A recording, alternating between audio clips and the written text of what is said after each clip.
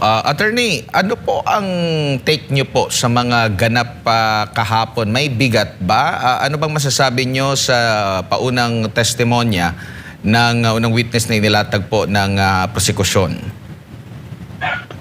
Sa tanong nyo kung may bigat, sa palagay ko, napakagaang. At di ko alam kung bakit. No? Noong araw, ina-admire ko si Attorney Lorna Capunan. Talagang bilib na bilib ako sa kanya. Pero parang she is a different person now. Nagmukhang, hindi ko alam, baka hindi ba handa or masakit ang ulo. Yung witness naman, siguro, nagtataka ako, no? Yung may mga discrepancy sa dates. Hindi ba nila napag-isipan sino ang responsible sa mga questionable dates? Nagtataka ako eh. May naalala ba kayo? Naalala nyo, there was a point na there's a document na ang date ay January 2022. Eh noong January 2022, the Vice President was not Sara Duterte. The Vice President was Leni Robredo. Hindi ba nila napapansin yung mga ganyan na small details, no? Medyo medyo kailangan talaga ayusin ng prosecution yung presentation nila dahil ang daming small details, boring siya, very technical, very full of legal jargon, nothing exciting. So mabait si Attorney Powa in saying na siguro he could have said na nagkalat na naman yung prosecution, pero sinabi na lang niya baka sakaling take a second look at your documents. Opo, Attorney, doon ba sa naging paglalatag ng witness kahapon, na-establish ba kung final and executory, yun na ba ang naging pananaw sa kabuuan ng COA ukol nga doon sa kini-question nila, no? Kung pagbabatayan yung testimonya?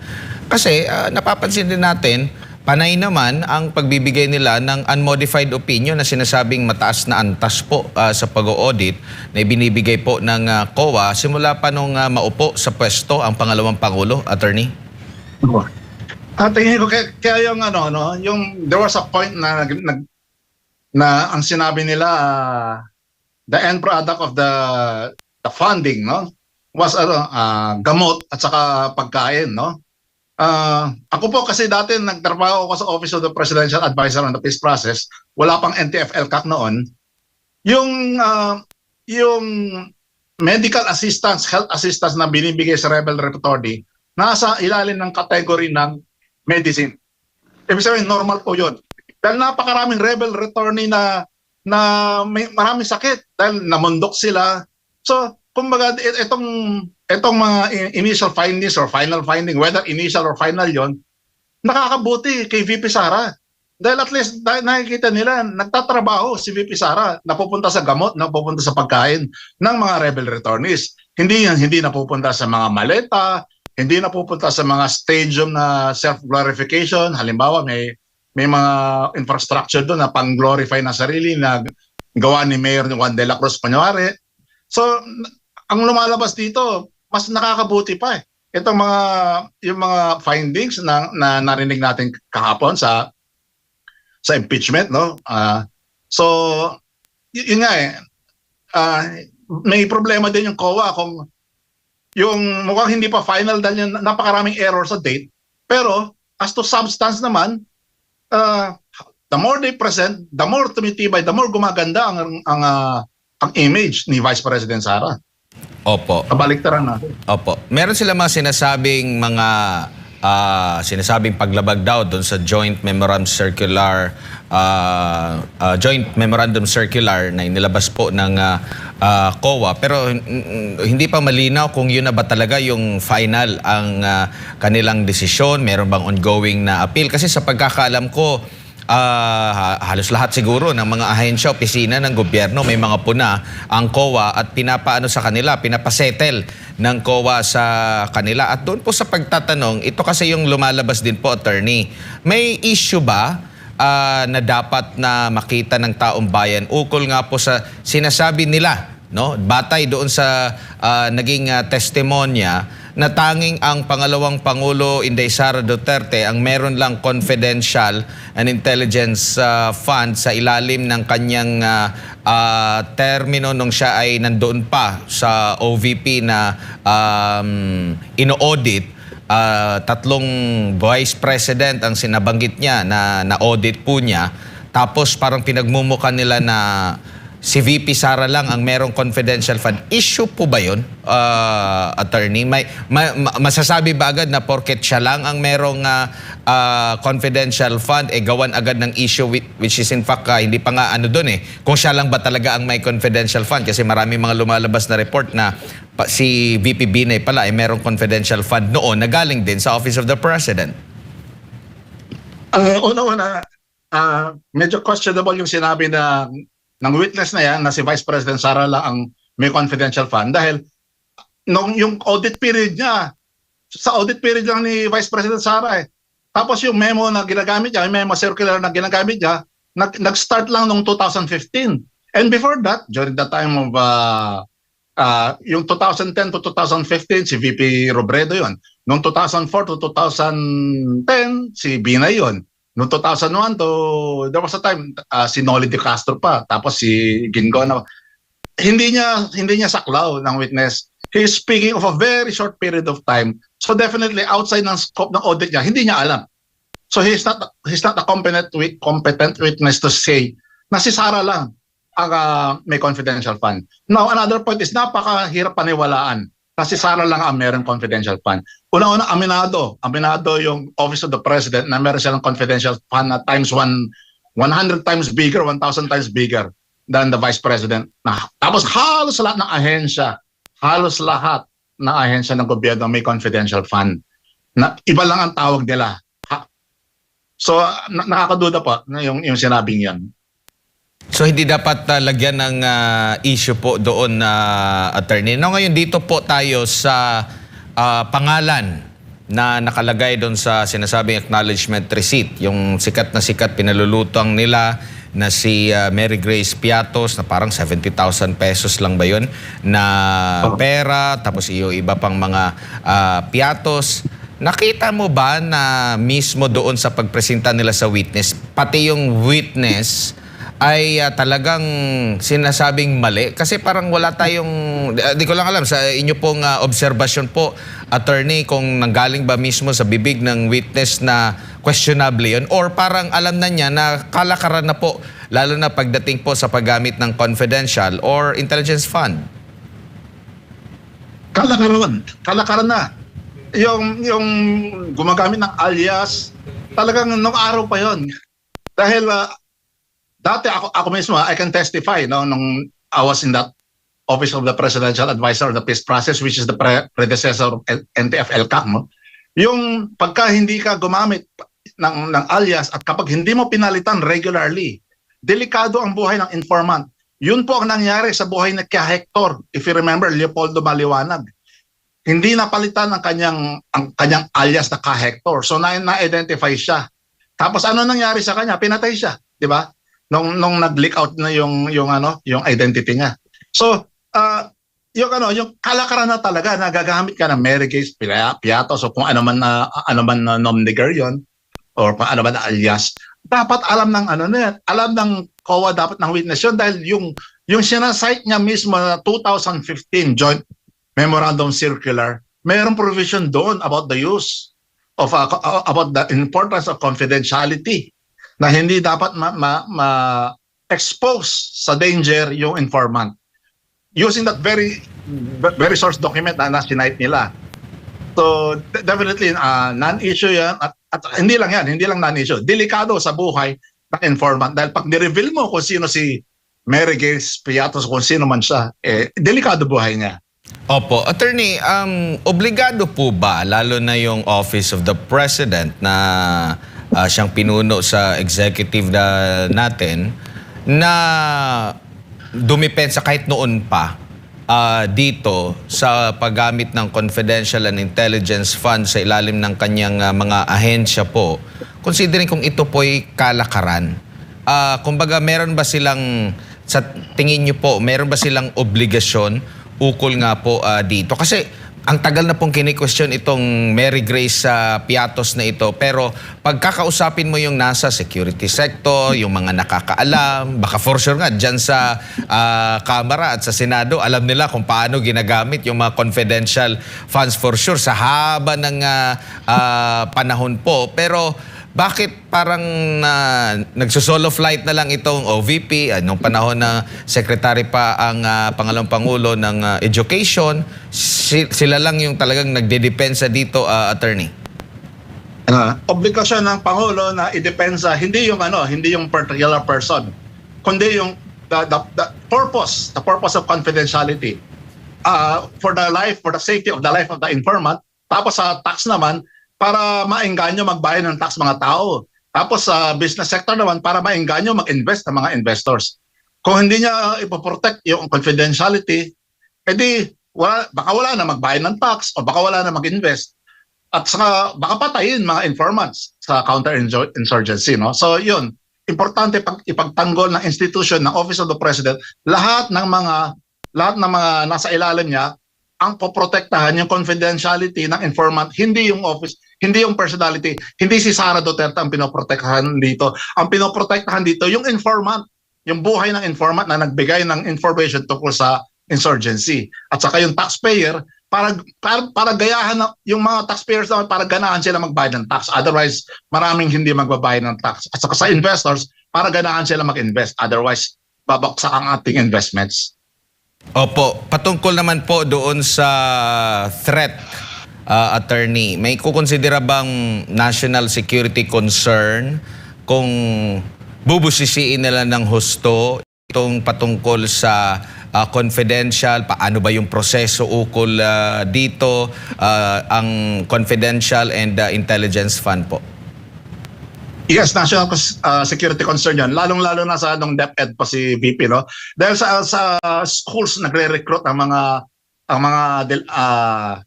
yung terrorist organization na binasagan ng terrorist organization under international law, no? Yung Communist Party of the Philippines, yung New People's Army, yung National Democratic Front, nagre-recruit sila sa schools. Kaya concern ng DepEd yon. The national security concern, so importante ang proper use of confidential funds sa anti-insurgency in schools, in educational institutions. Samantala, balikan ka lang namin, attorney, ha? Tanggap lang muna kami ng report mula po dyan sa Senado. Iginit po ni Vice President Sara Duterte na ginamit ang confidential funds sa mga proyektong may kaugnayan sa national security at hindi sa ibang layunin. Anya, masasagot din ang issue ng umano'y Mary Grace Piatos sa tamang venue, ang impeachment trial. Balikan natin ang naunang mapahayag ng Pangalawang Pangulo kaugnay sa naturang mga issue sa balitang ihahatid ni Jason Rubrico live mula dyan sa Senado. Jason, magandang umaga. Admar, magandang umaga at sa ating mga kababayan na nanonood ngayon dito sa SMNI. Matagal na ngang naipaliwanag ni Vice President Sara Duterte kung paano niya ginamit yung confidential funds ng Office of the Vice President at ng Department of Education.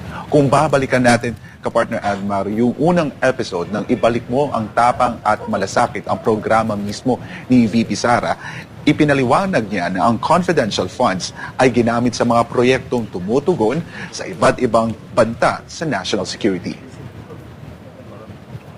Sa unang episode ng programang Ibalik ang Tapang at Malasakit na umere noong March ng 2026, na ipaliwanag ni Vice President Sara Duterte kung saan ginamit ng Office of the Vice President at ng Department of Education ang confidential funds. Ayon kay VP Sara, ang confidential funds ay ginamit sa mga proyektong tumutugon sa iba't ibang banta sa national security. Ang confidential funds, marami kaming pinaggamitan.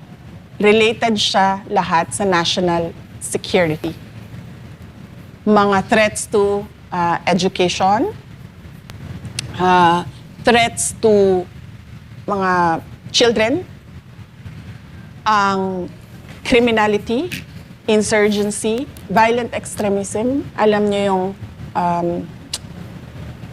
nagpapasabog ng bomba, yung mga ganon, dahil sa kanilang ideolohiya, ganyan. Merong recruitment sa ganyan.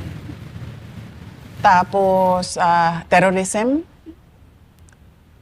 So, madaming mga threat sa national security natin na kailangan yung project natin sumasagot doon.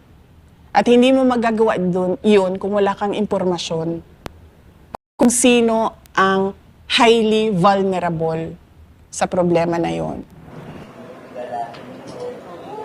Dagdag pa niya, ang confidential funds ay ginamit sa pagbili ng impormasyong wala pang hawak ang gobyerno, partikular mula sa mga taong may kaalaman sa mga iligal na aktibidad at sa mga grupong itinuturing na banta sa Senado. Tulad ko, magkasama tayo, diba? So, pare-pareho yung alam natin na impormasyon. So, bakit ko pa bibilhin yung impormasyon mo? Eh, alam ko na yun eh. Diba? Kanino ba ang impormasyon na hindi ko alam? Doon sa mga illegal. Doon sa kalaban, kumbaga. Diba? So, doon ka bibili sa loob. Or, doon sa mga nakapalibot sa kanila. Na hindi man directly involved, pero may alam sa kung ano yung ginagawa nila. Hindi ka bibili ng impormasyon na alam mo na. Ang bibilhin mo na impormasyon dyan, yung hindi mo alam na nandun sa loob. Kasi paano mo ba sila mahuli? Paano mo ba matarget yung project mo kung hindi mo alam anong ginagawa noong kalaban?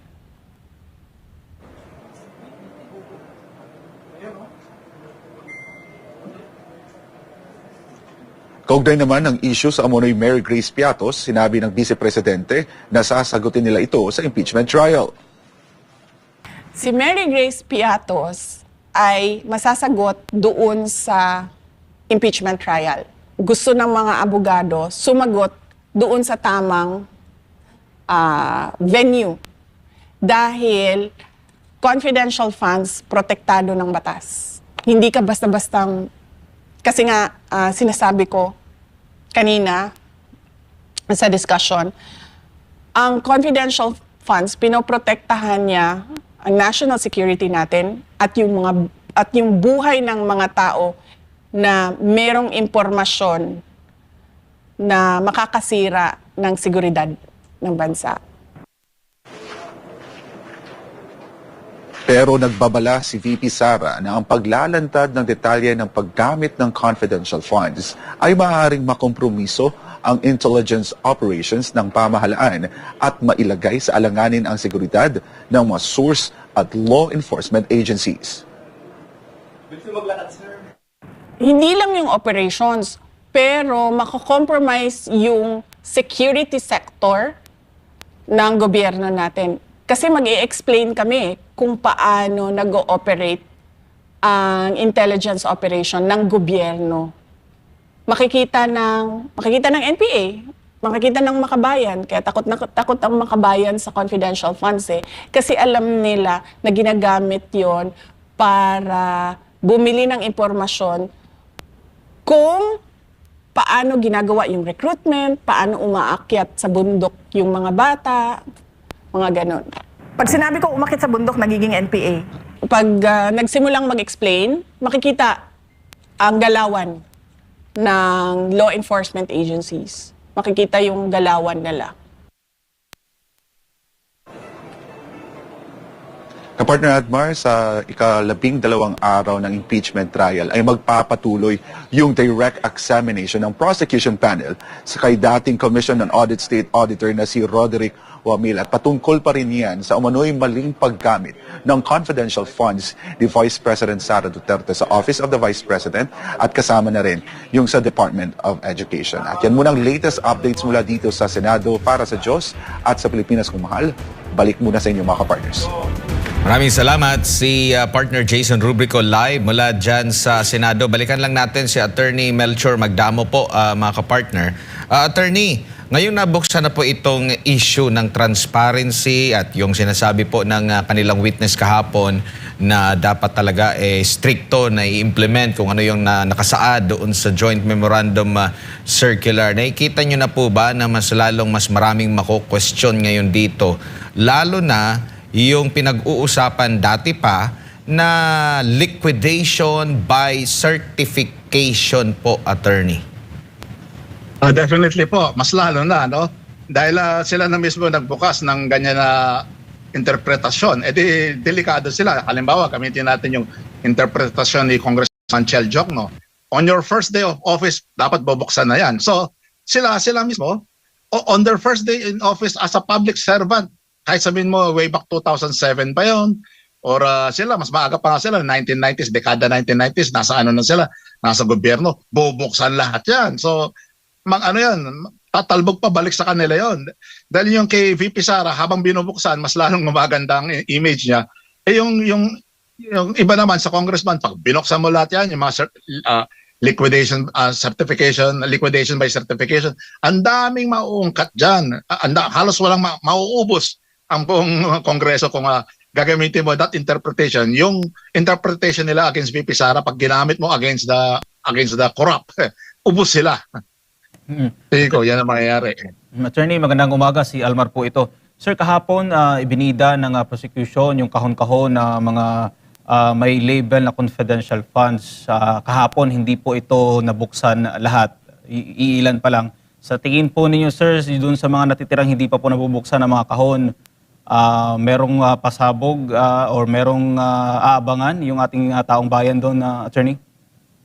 Tingin ko wala. Kasi kahit buksan nila yon, yung identities ng informant ay nandoon pa rin sa alias or sa nom de guerre or AKA. Hindi pa rin lalabas yung true identity ng informant. Pagka-counterinsurgency. Sa ano naman, sa tax, at the rate things are going, habang binubuksan yung dokumento, nakakagulat. Hindi unexplained wealth yung kay VP Sara. Unexplained poverty. Isipin nyo, naging mayor siya, naging VP siya, naging secretary ng education siya. Tapos yan lang ang laman ng kanyang bank account. Tapos nagkaroon pa ng error, may nagsabi billion, yung pala tumala ng decimal point, million lang pala. So unexplained poverty ang kalalabasan yan, hindi unexplained wealth. Sir, pwede pa explain sa ating mga kababayan kasi itong hindi pumayag doon sa part na yon kahapon, hindi pumayag yung depensa ni Vice President Duterte na isama sa stipulation ng ilang acknowledgement receipts na may koneksyon sa controversial na confidential funds, attorney, ng opisina ng Pangalawang Pangulo. Siguro para madali, yung word na stipulation, kung itatagalog natin, umaamin ka ba? Yun. Medyo yung word na stipulation, Old English na yan eh. Siyempre, bakit ka aamin? hindi naman ang yan, you will stipulate, may nakasulat naman na dokumento. Ang nire-request ng prosecution ay hindi stipulation. Ang nire-request ng prosecution ay different interpretation of the same document. Nag-iibang interpretation nila ng opensa sa kadepensa. Sinusubukan ng prosecution na ilusot na umamin ang defense. Hindi naman dapat umamin sa interpretation. Aamin ka lang sa document mismo as is where is without interpretation. Pero ang pinapaamin na ng prosecution ay yung interpretation and not the document itself. Sa isa din sa natalakay kahapon dun sa mga records, yung butal na 125 million pesos na confidential funds na hindi daw na i-record ng Office of the Vice President, yun ang sinabi ni Attorney Roderick Wamil. Kasi nga, yung 125 million pesos, yun daw yung hindi nila naisulat kung saan napunta at anong date nila ginamit, attorney. So normal lang po ba ito? Kasi considering na confidential funds yung tinatalakay natin dito? Normal lang po yun, considering na year 2022 lang naging Vice President si Sara. At saka yung kung magre-report ka ng confidential funds, lumalagpas ng mahabang panahon bago mo ilalabas yung mga details dahil delikado. Halimbawa, meron silang confidential fund noong 2023, tapos the year 2024 until 2025 and siguro until 3 years, until 2026, delikado ang buhay ng informant. So yung sinasabing hindi ni-report, hindi pa ni-report. Hindi yung, ang gusto niya kasi ng witness, early reporting. Early reporting na delikado sa buhay ng informant.